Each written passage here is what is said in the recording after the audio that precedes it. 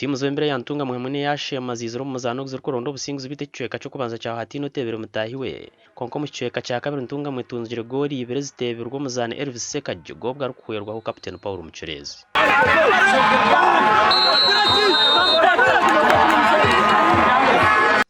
ntunga mu bwa hateri y'umwanya gwa kabiri mu group obwo rwinganisa na bushenyo bonero bona konka y'ubushenyo chine y'umuzano gweta kazande kandi yija kutaya ise yantunga mu hasande umuzano gwa ntunga mu gwa muhero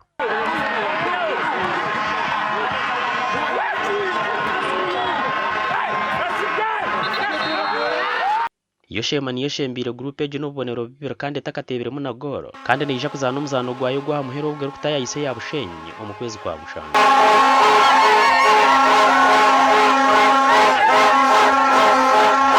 aho kwita mpira kuzana no gwitwenka ataramanda kwasa kuzana dera fa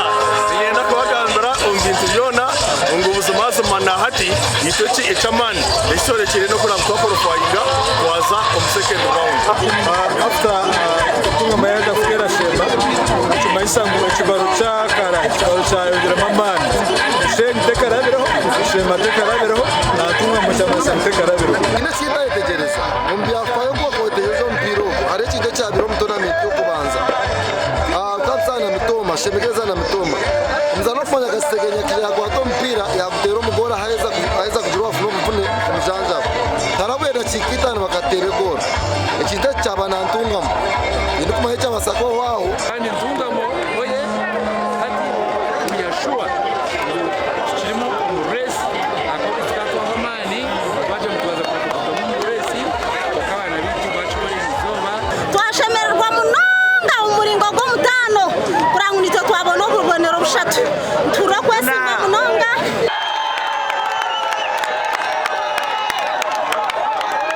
umugandi timu ya New Bakahindo Coffee Factory sinjire yantunga mu bloggers na gorisha twari ubusho mu muzano go mukago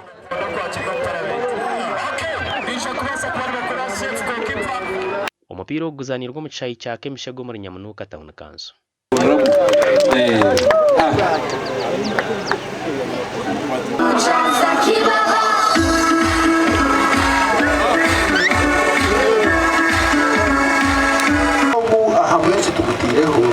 tugutireho okuhamya omukago ababorogazi nibo bizire aha factory bakatushaba bunu benda tubatera umupira